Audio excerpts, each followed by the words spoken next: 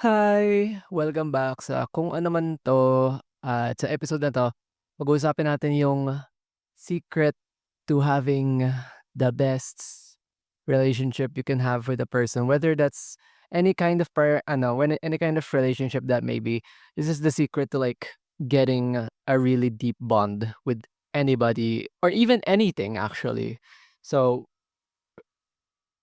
sorry, sut ko muna yung electric pan. So anyways, back to what I was saying, what's the secret to having a strong relationship with a person, thing, idea, goal? Like a relationship in general. And nasabi ko na to a few episodes ago, and it's the three C's. So, ano yung three C's? As in, tatlong words that start with letter C. First word being consistency, second word being commitment, and third word being clarity. Every strong relationship has these three C's. Um, a relationship will struggle to thrive when one of these C's go missing. For example, okay, let's give an example of a strong bond. For example, my relationship with my listeners.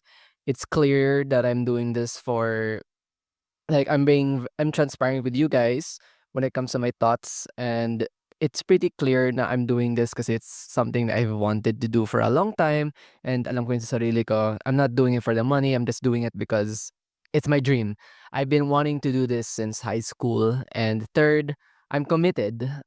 I'm committed to producing 3 videos a week for you guys, and it really shows na I make up time to my listeners, and in turn my consistent listeners feel valued kasi I'm putting in the effort. They feel, yeah, you get the gist of it.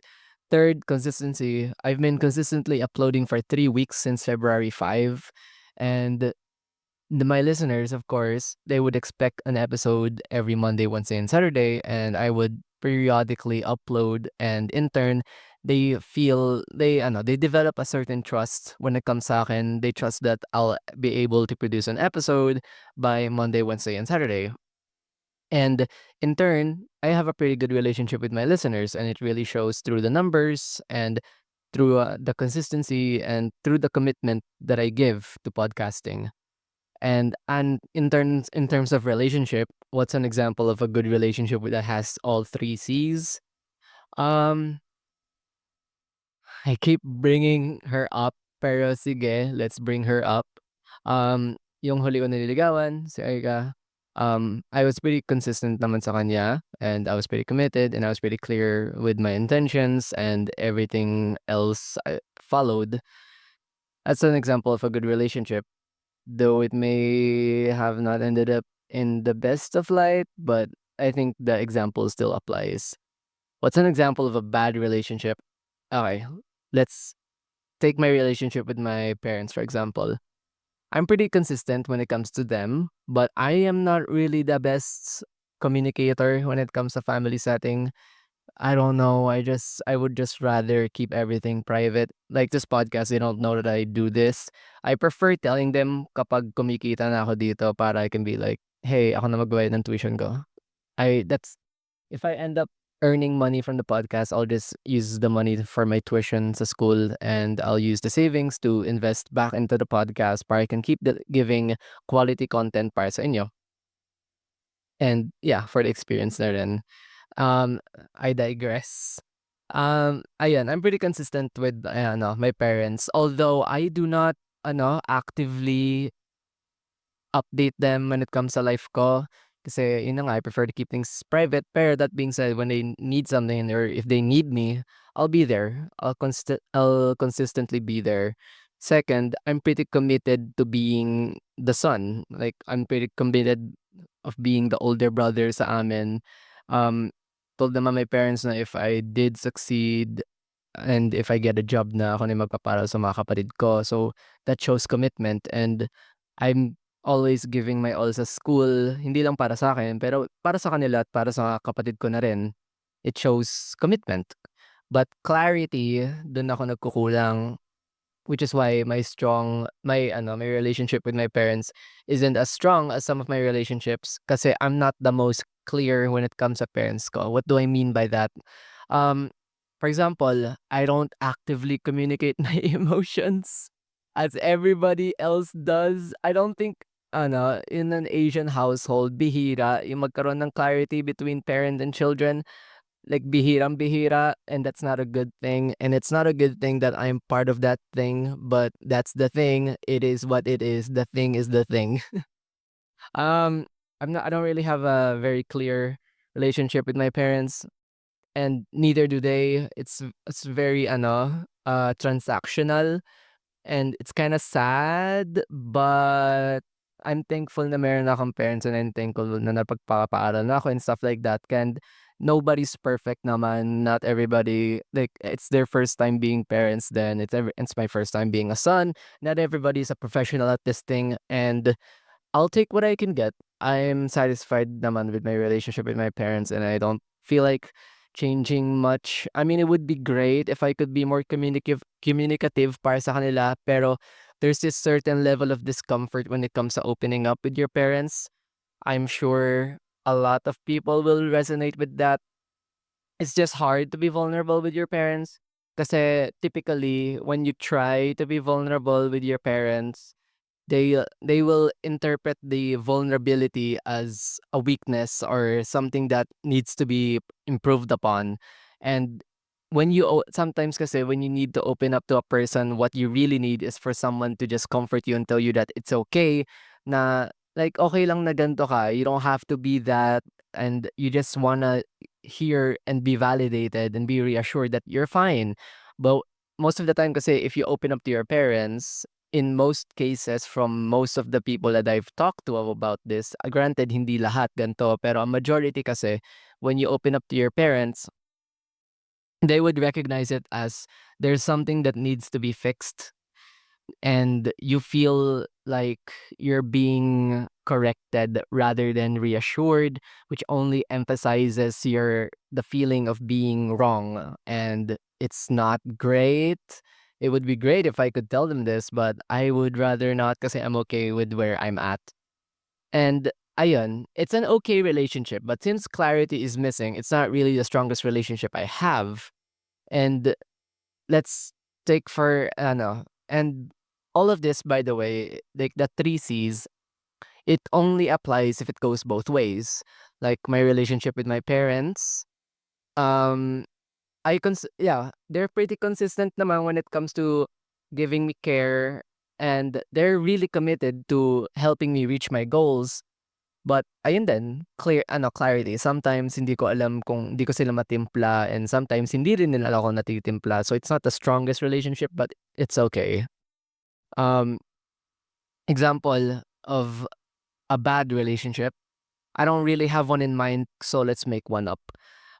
Let's say you have a friend, and okay, I'll give you a situation where one of these three C's go missing para you can get the point. And I'll also okay, before that, let's emphasize why each one is valuable, and then let's move on to what happens when they go missing. So, when consistency goes missing, trust is kind of lost. Kasi if you example, you have a friend and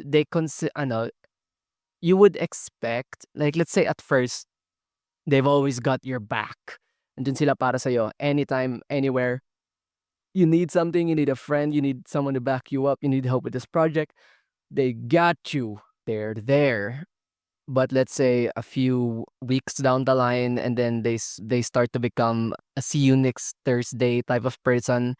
Then of course the consistency is kind of lost, and then you're gonna have a hard time predicting their patterns, and then it just becomes this situation where you don't hindi ka masyado kampante na magpapakita sila if you need them.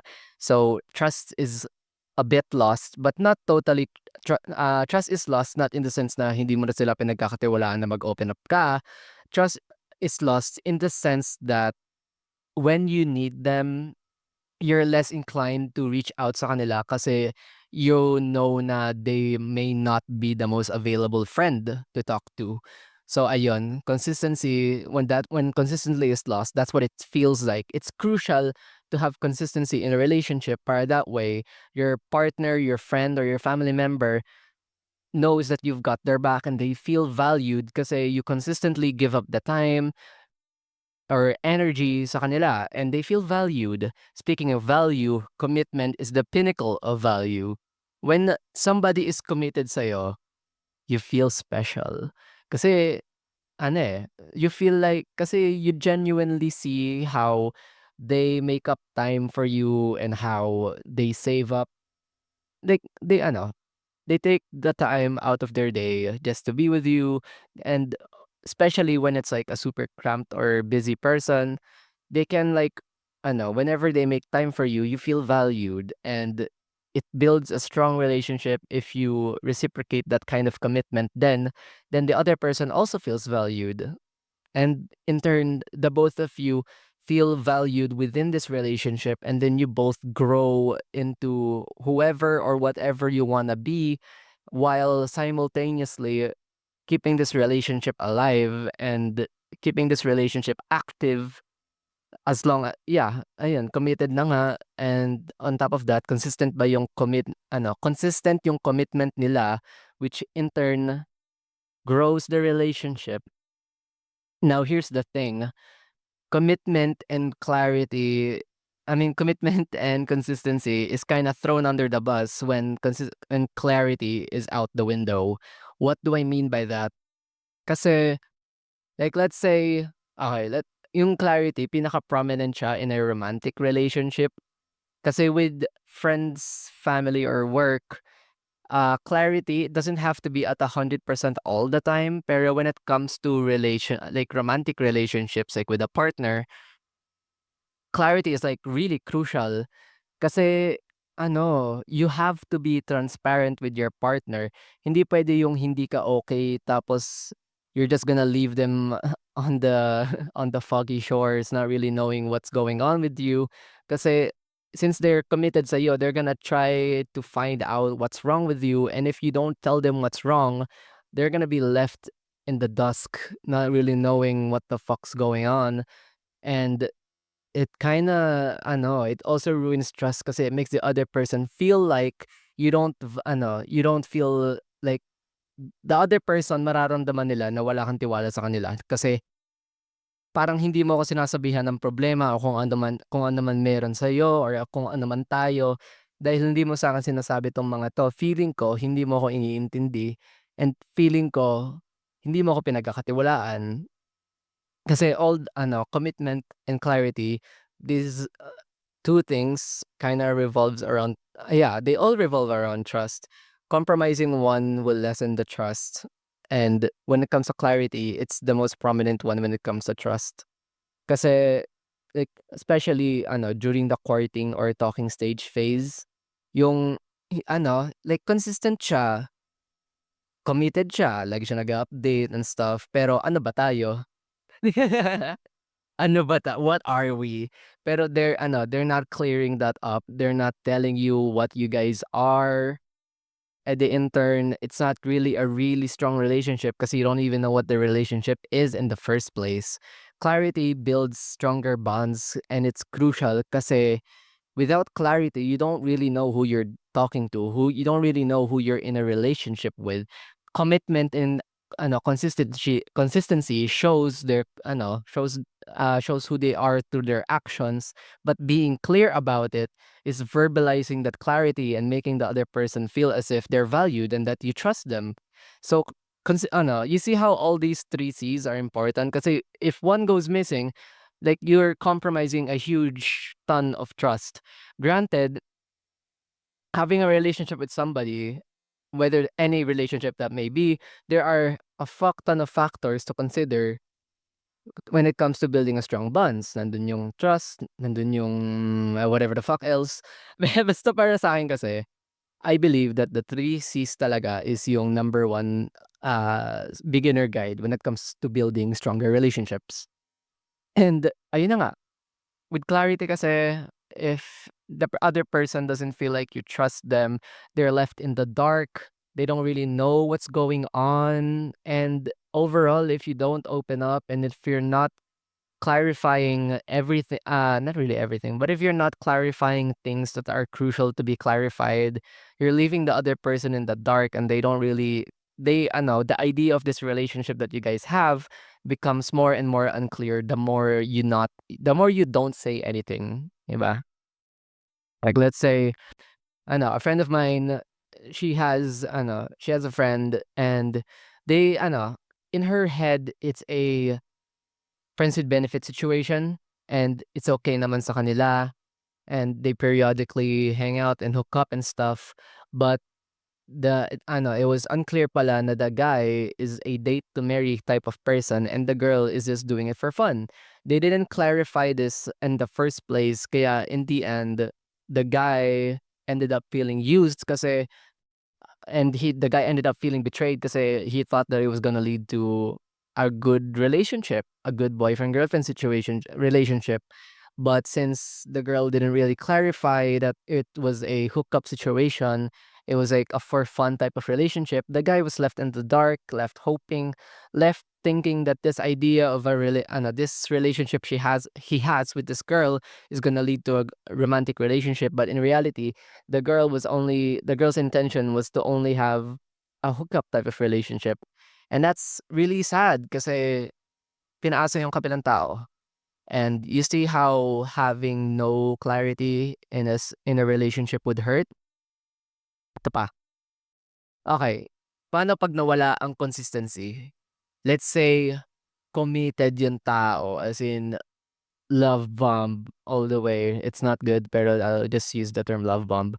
Like, todo bigay sila and clear, like, klaro sila. Sinasabi nila sa'yo na, "Hey, liligawan kita for real, for real." Like, "Okay, sige, ligawan mo ako for real. I'll fuck with you. Sige, payagan kita." And then, committed si guy. Like, kitang-kita mo na committed siya. Pero, hindi siya consistent. Like, may mga days na todo go siya sa pag shower ng affection sa'yo, todo go sa pagko-compliment, todo go sa pag-iintindi, alaga at pagbigay ng oras para sa'yo. Pero may mga araw na hindi siya nagpaparamdam, may mga araw na parang hindi siya nag-e-exist. You get what I mean? Kasi maiisip mo na clear siya at saka committed naman siya sa'kin kasi ang dami niyang ginagawa, gano'n, gano'n. Pero bakit minsan bigla na lang siya nawawala-wala? Or let's say na may other days na super duper lovey-dovey niya, pero may mga days na para kayong magkaibigan lang.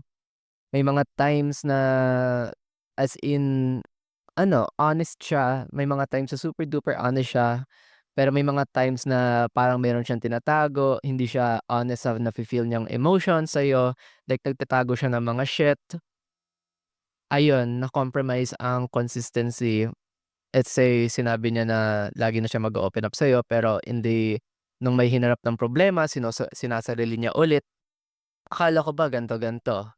Nawala yung consistency, kasi inakala mo na sinabi niya sa'yo kaya ayun clear, sinabi niya sa'yo na he would be more open sa'yo, committed, you actually see na he's trying, pero later down the line biglang nagkawatak-watak, bigla na lang may mga days na open siya, may mga days na hindi, nawala yung consistency.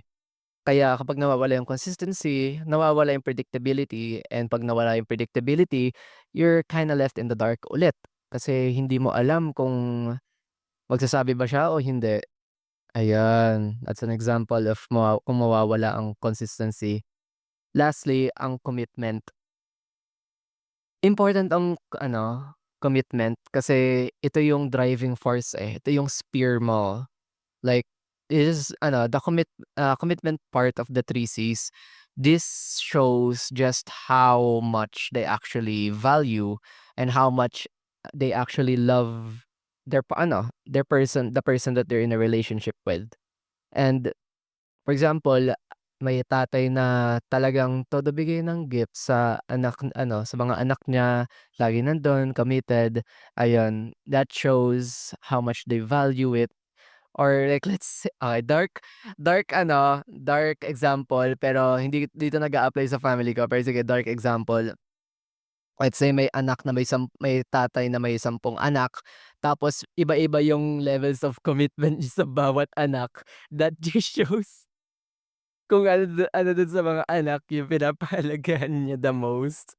Um, Ayun, the level of commitment is crucial, but the amount of level ng commitment also dictates how much they value the person. That's so dark, but okay. Ayun, I mean all three of these naman shows how much you value the person, pero commitment yung pinaka nagpapakita. So, ayun, let's say you're in a romantic relationship and they consistently show up, laging nandiyan, like kahit araw-araw pa kayong magkasama, consistent siya dun. Clear naman sa'yo na nililigawan ka niya kasi may balak siyang gawin kang girlfriend or boyfriend. Tapos nagtataka ka kasi walang spice, bakit parang walang flavor, parang mag-tropa lang tayo. Parang nagkukulang sa commitment. Sometimes sinasadyang mawala 'tong I wouldn't say na sinasadya naman na mawawala ang isa sa mga 3 Cs. The 3 Cs show what kind of relationship you have with a person. It's not a meter stick for it's not a measuring device for how much the person values you. Kasi siyempre, example, in a work environment, okay lang kahit hindi committed yung tao to hanging out with you. Basta consistent sila sa office tsaka clear sila sa'yo all the time, okay na yun for a work environment. Like kahit wala na yung full on commitment na kahit sa labas ng trabaho naghe-hangout, kasi in a professional setting kahit bare minimum lang 'tong tatlong 'to, okay na yun. Pero in a romantic, like, you have to measure then, like with the 3 Cs, alam kong sinabi ko na it's how to have a healthy relationship with any kind of anything. Pero ano, kailangan mo rin siya i-measure out. Like let's say in a romantic relationship, mataas 'tong tatlong 'to, pero let's say you value family even more, eh, di siyempre naturally mas mataas yung 3 Cs dun sa part ng life mo na yon. Usually yung friends yung pinakabababa when it comes to 3 Cs, and that's okay of course. Kasi kailangan nilalaan mo yung energy and time mo sa other shit mo, hindi puwedeng ibuhos mo lahat sa iisa. Um, okay, example, consistency, self-love. Consistently mong inaalagaan sarili mo, as in pinapakain mo yung sarili mo ng tama, hindi like you clean yourself well, like hygienic kang tao, tsaka clear ka sa kung ano yung gusto mo sa buhay. Pero dahil hindi ka committed masyado, wala kang napapala.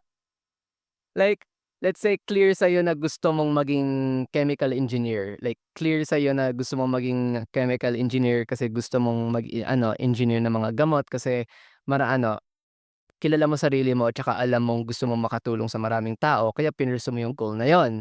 And consistent ka naman na pasok sa school, pero dahil hindi ka masyado committed dito, hindi masyado matataas grades mo. Granted, wala kang kulang kasi consistent ka nagha-handle ng assignments, consistent kang nagsasagot ng quiz.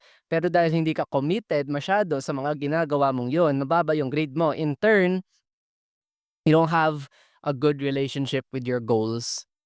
Ayun din, you see how the 3 Cs also apply sa mga pangarap, sa mga kahit hindi tao, like relationship with anything, like your relationship with your goals, you also have to maintain that as much as you have to maintain your relationship with yourself. Kasi in the end of the day, yung goals mo para sa'yo rin yun. And kung hindi ka committed sa goals mo, like hindi katwiran yung consistent naman akong nagbibigay ng assignment, wala akong kulang, consistent akong napasok, wala akong absent, eh yung scores mo mababa.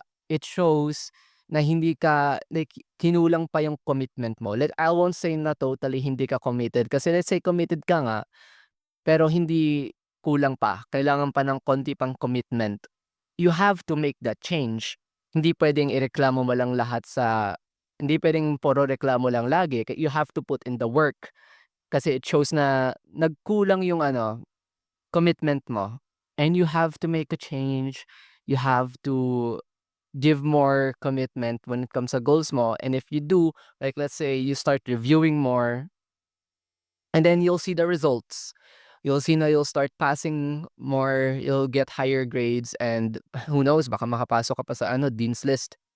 And that shows na you have a good relationship with your goals and also yourself.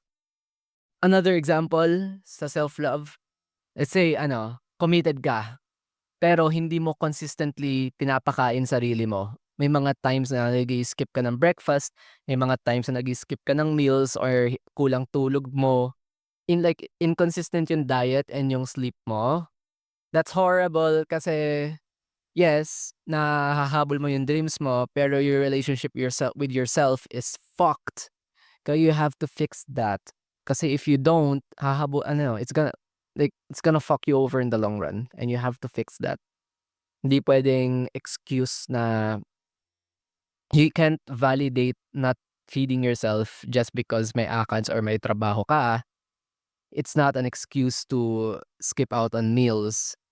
May mga times na understandable na mag-i-skip ka talaga ng mga meals, pero kung naging consistent na yung kapag naging consistent na yung pag-i-skip mo ng meals, that's bad. Like, that's really fucked up kasi health-wise na. So you see how all when these 3 C's go missing, your relationship is practically, well, kahit may mawalang isa, okay pa. Pero like when 2 or all 3 are missing, you're fucked. You have to fix that relationship or get out of it. May mga times na hindi mo puwedeng get out of it, sample family.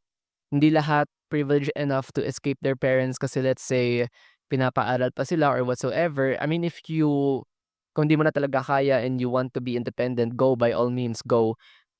If for example, you're in a situation where dangerous na to be with your parents, you have to leave. And yeah, usually that happens when all 3 C's are not there. They're consistently not available. They're not committed at all. Like they give you nothing and they guide you with jack shit.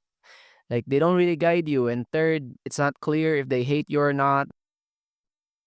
There's an example of a bad relationship. So the next time you're in a relationship with somebody and feeling mo parang may kulang na hindi mo maintindihan, like parang there's something wrong na you don't really know, try using the 3 C's to examine your relationship and see where it stands and see where it's lacking. It really helped me out before when I was when I was dating someone. It really helped me out before to balance all 3 C's and find where I'm missing. That's why I made sure it's how I made sure that my partner always felt loved, always felt valued, trusted, and everything under the sun is great. And it was great because she was reciprocating the same energy. And it was nice. So, kapag napansin mo na may something wrong with your relationship, try to question if they're clear with you. Are they honest? Are they telling you everything that you need to know? Granted, sa setup ng relationship, of course, when it comes to friends, hindi always applicable na dapat lahat sinasabi mo sa kanila kasi, of course, boundary setting.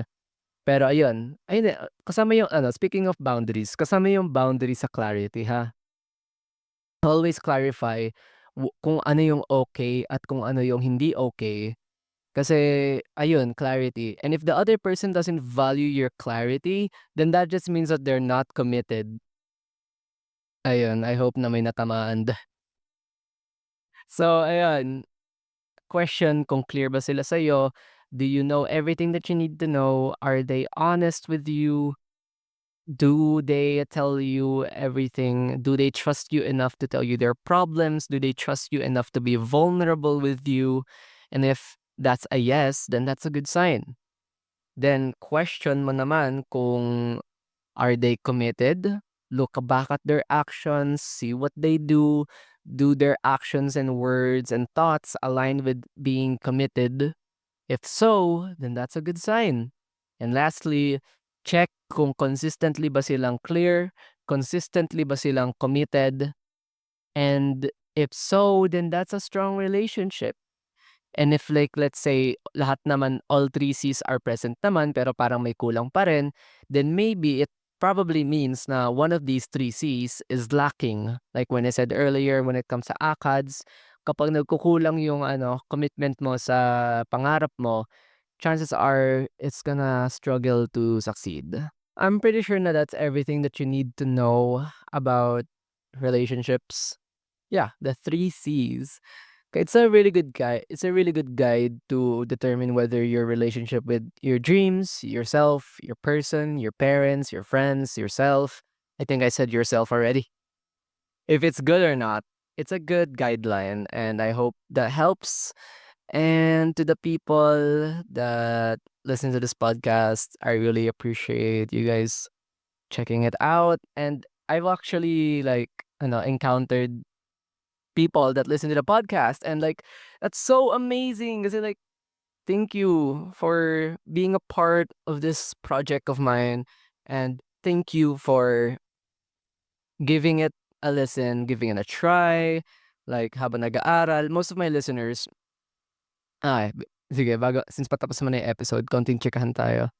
Um, most of my listeners are the academic types, or the lover girl types, the rock and roll types. I fuck with you guys the most. And especially no favoritism, sorry, sorry, sorry. Um yeah.